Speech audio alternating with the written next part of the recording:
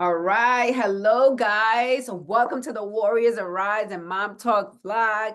If you are a mom with a successful business, feeling overwhelmed with the daily demands of life, today we'll be talking about what's the most important things that you should be tracking to systemize your business in order for it to scale. On this channel, we'll share all the things business, parenting tips, tricks to strengthen your identity on all that God has called you to be. If you are a perfect mom, this channel is not for you, so peace out. Okay, if you are a mom with a business and want to be a present mom, this is the channel for you. Today, we're going to talk about the most important things you should do to systemize and scale your business while running life. Life, kids. Let's go. That is what we're going to talk about. Jojo, how are you today? Doing good, doing good. It's a Saturday in the Listen, we summer, made it. so the We kids are made every it. day. We made it. We got on this cover like, oh my gosh, I am so tired. I am sleepy, to be honest. But I washed my hair today. Okay, that's a Yeah, win. That's a yeah. mom win. Yes, I was like, Jennifer, I look like I just woke up. Like I didn't do anything with my hair. I was like, hey guys, let's go, go, go. And then I was like, we got our call. So this is what we get Yeah, in the no, mom world, right? It's yeah. fine. That for It's fine. me, it's a win the washing the hair thing because I don't get to wash my hair every day. Okay, like Yes. it's hard for me to have time because it takes time, right? And the kids, the business, running around. I'm in the middle of planning a move of 7 people. On top of that, we move in a few weeks, so it's like my My house looks gosh. crazy, right? Like we Yes. talk about not having the perfect life and not being the perfect mom, and this is true. Like this is our lives every single day. Yep. Okay, so if Yep. you're watching this, some days we're gonna look okay, some days we're gonna look a little rough, some days they're gonna be bags under my eyes, some days there's gonna be no makeup. There's no makeup right now, nothing going on here. Okay. It's me too. This is bare. And that's how it is. But today's topic is about business operating systems and all the things. So I can talk about this forever. I was just telling Jojo right before we jumped on here that I had to make like 3 points, okay, of the things I'm going to talk about because I'm so passionate about business. This is what I do day in and day out. I love talking to entrepreneurs. I've ran and operated multiple business in the last decade. I've been in like the entrepreneurial space. I've coached hundreds of entrepreneurs at this point, it's like hundreds.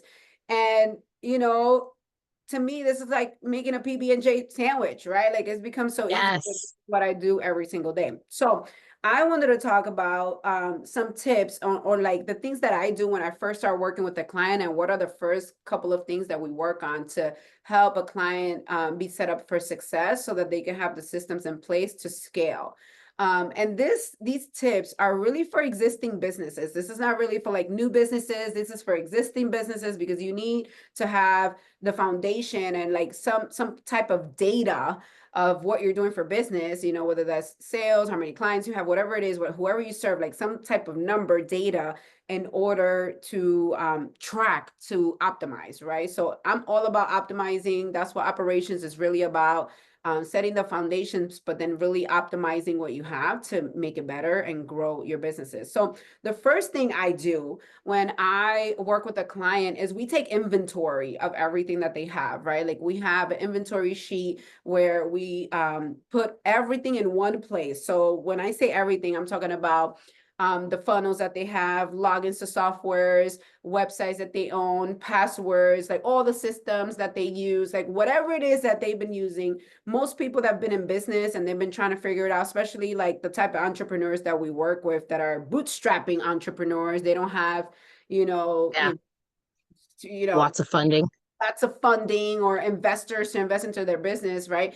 Usually these entrepreneurs are piecing together different things in the beginning to try to make it happen. So the first thing that we do for our existing business owners, like existing companies, is like take inventory of everything so that we could see, okay, like what softwares do we need to get that can replace these 3 things, or how can we optimize their systems, their softwares? Like we're really just diving in and taking an inventory that usually takes you know, 1 to 2 weeks, just like putting everything together, you know, either talking with the CEO, if they have an operator, sometimes they don't, sometimes they have like a virtual assistant. So working with multiple people in the team that have access to all these systems to create like that inventory sheet where we have everything. Usually that sheet ends up being, you know, anywhere between 3 to 10 pages, right? Depending the size of the Yeah. business, how much stuff they have.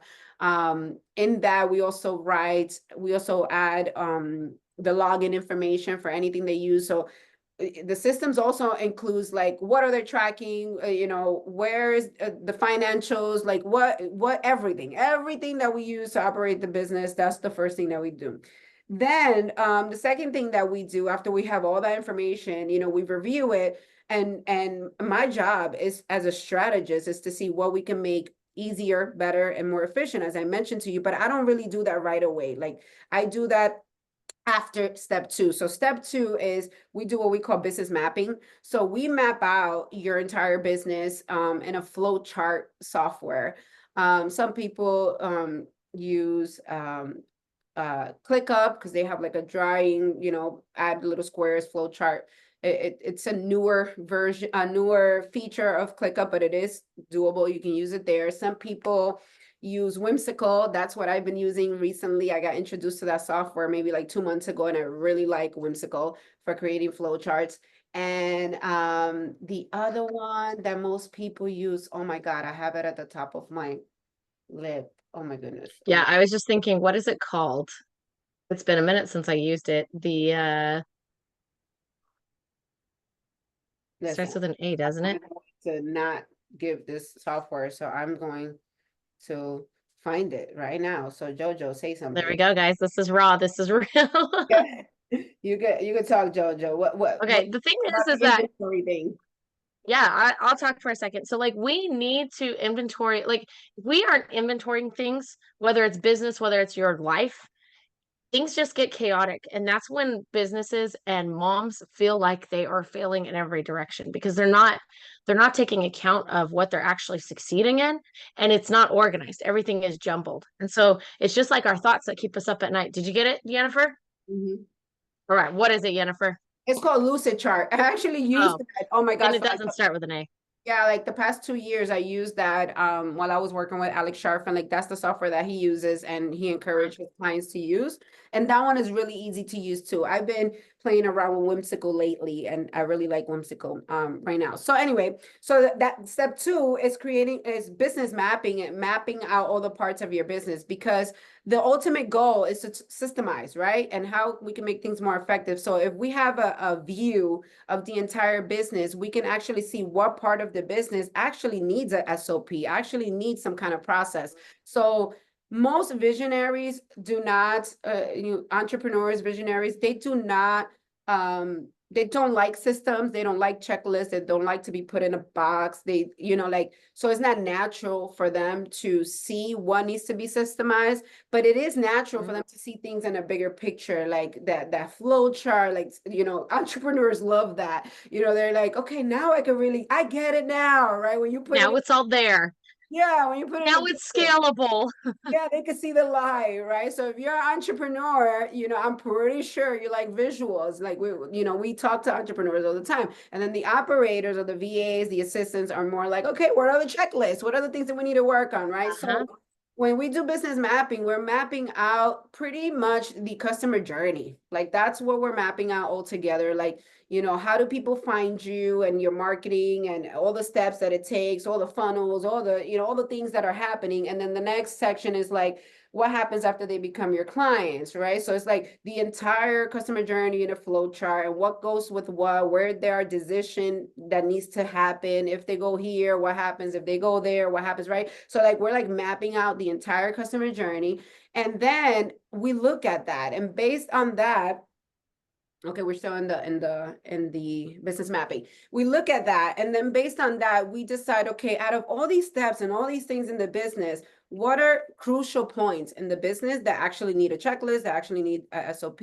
One of the things that I used to think in the beginning stages of operations or teaching operations was that you needed to have a SOP for everything, but you really don't. Like, you really need to have SOPs and checklists for the most important things, like the things that make or break your business, because you don't, if you have 100 different SOPs, you know, like, people are not going to go into a folder and like check 100 different SOPs every single day, right? Like, your people on your team. So you have to make it easy for the people on your team too, so that they could be accountable to the things that they are supposed to be doing. So, you know, there's one thing about like your roles and responsibilities as a team member, what you're responsible for. But then the other part of that is like, what SOPs is that person responsible to? And you want the most important things to be systemized, the most important things to be optimized, the most important things to have a checklist. So you look at that whole customer journey and you see, I don't know, maybe if you have, 50 steps along the way, maybe 10 things in between are like the very crucial things that you definitely need a SOP, you definitely need a checklist or something like that. Then once we develop that, then it's like giving ownership to those SOPs. So whoever is responsible for that task or that item that needs to happen in your team, you want to give ownership to that person. Like, hey, you, Jojo, your part Yep. is this part. You create the SOP and you're in charge of updating that thing anytime something changes, right? So the Yes. ownership is very important. And then the third thing that we really dive deep into when we first work with a client is metrics. Because if you're not tracking metrics, it's hard to scale your business. If you don't have eyes on what's happening in your business from a numbers perspective. And this doesn't only include financials. I'll talk a little bit about different kinds of metrics too that we track. But if you're not tracking, you can't measure what you don't track, right? Like, you can't optimize track. So different businesses have different things that they are looking at, different metrics that they track. Okay, not every business tracks all the same things, and that's why when we consult, when we do strategy for operations, it's really custom what we do, because we have to look at the business and see what actually matters and what moves the needle forward to these big goals that you have, whether it's like a yearly target or a 2-year target or a 3-year target, whatever that, your goals are. It's going to be different on the business. So for example, if you're a coach, right? Like, we work with a lot of coaches, like the things you want to be tracking is like, how many people are opting into your stuff, how many people are, attending your webinar, how many people are, attending but not purchasing your thing, how many people are purchasing, right? How many people are booking a call with your sales team, right? Like, those are the most common things that we're tracking. So it's not only the money, but it's like also from the beginning. That's why that whole customer journey is so important to map out, because we're tracking the opt-ins, we're tracking the views on videos, maybe on social media, we're tracking all the beginning stages, then we're tracking sales and marketing. Obviously that matters, how much money you make and all of that, your funnels, your analytics of your funnel. Yeah.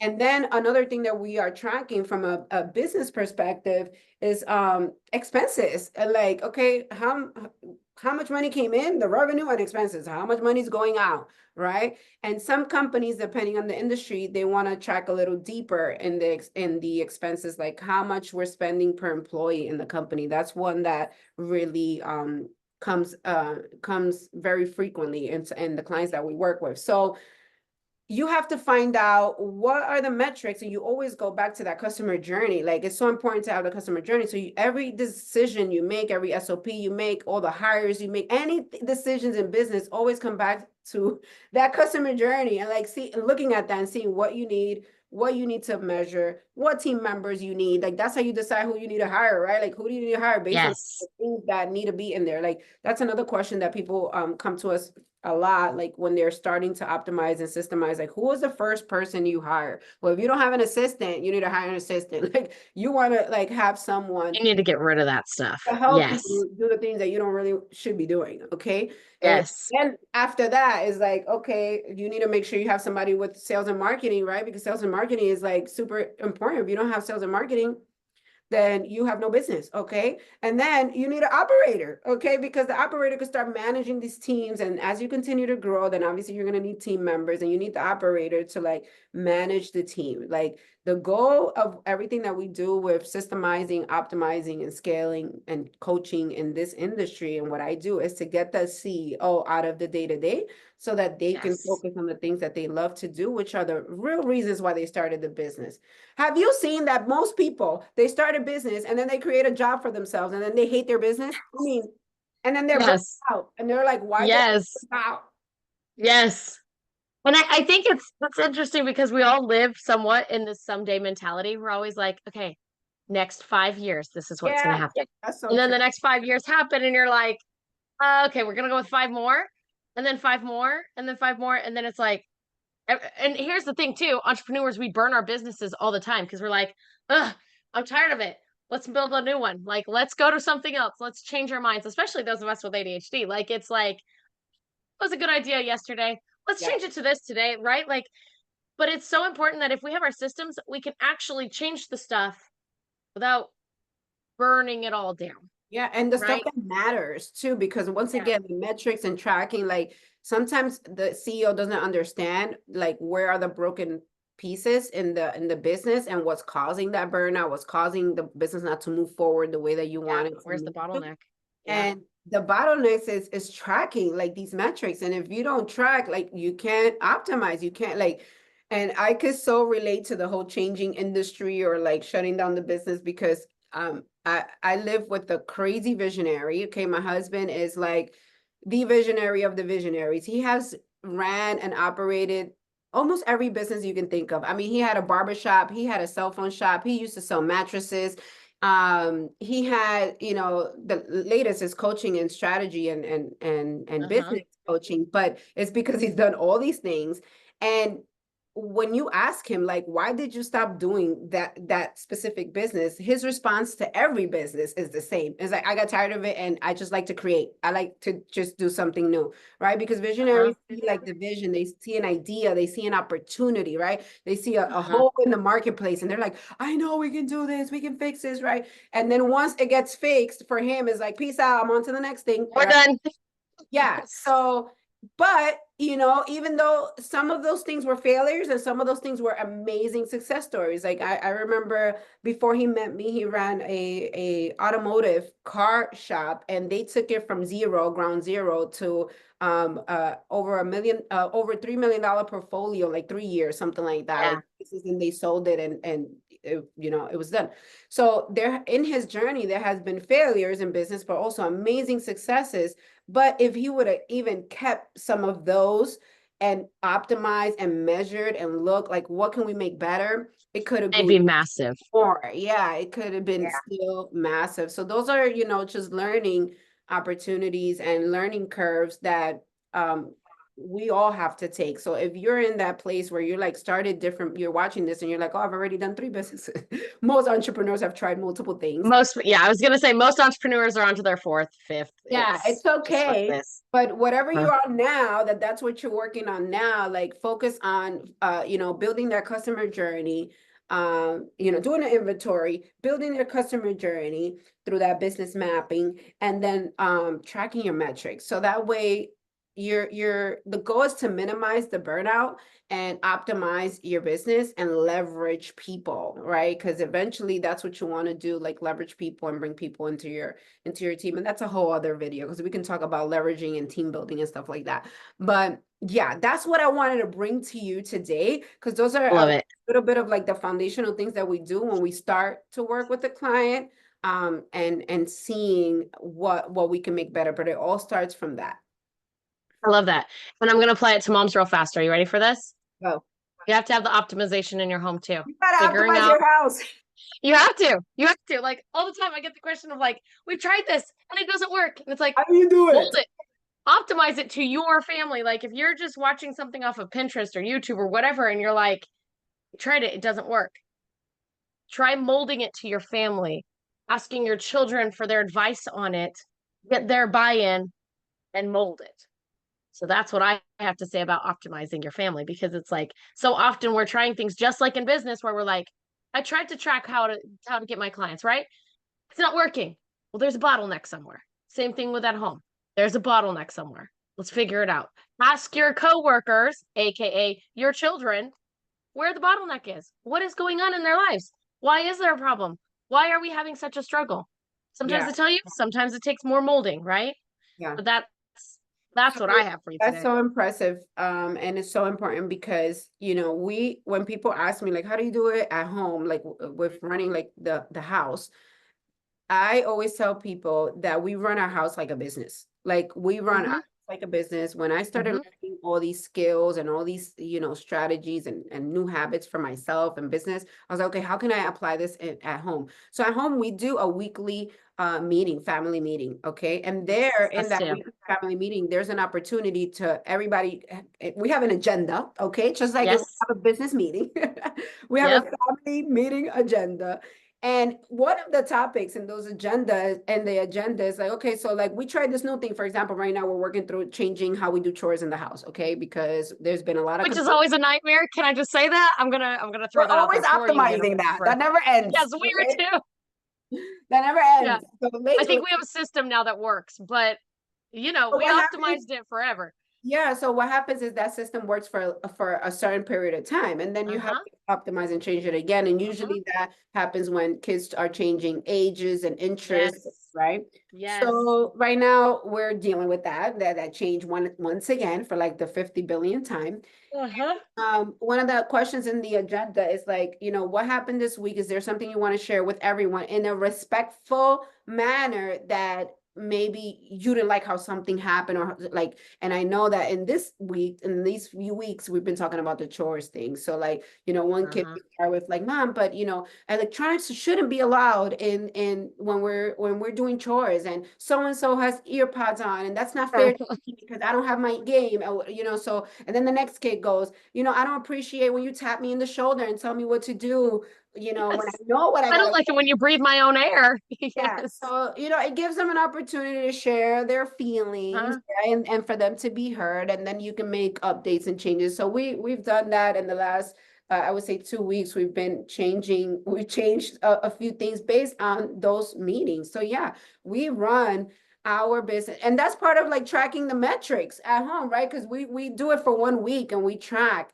like, okay, Yes. how did it go? Did we hear fights all the whole hour that they do chores after dinner? Or did the hour went into like now 5 minutes of fighting instead of 1 hour? Yes. If it hasn't Yes. changed, we're like, oh no, we need to change that. That there's something broken in that system. If Yes. if it minimized the arguments, then we're on the right path, right? So yeah, that definitely. Yhennifer, I know what our next topic needs to be. It's What? family and business councils or huddles or whatever the heck you want to call it. Oh yes, we That's could what talk we about need to what we do. do. Yes. How do we meet with our team? How do we meet with our family team?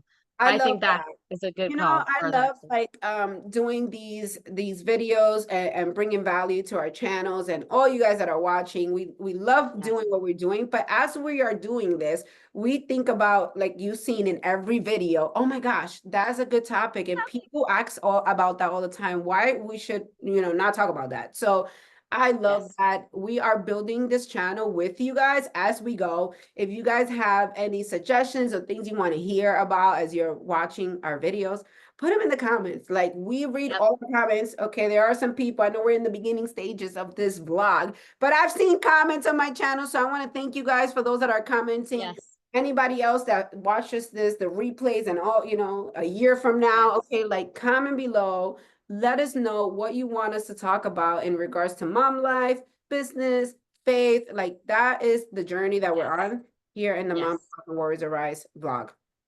Yes. I love it. You guys are amazing. Keep going. You are enough. And moms, don't cry yourself to sleep at night. Okay, guys, let's just build our bridges. Let's find our bottlenecks and move forward. Okay. We'll see you guys on the next video. Bye. Peace.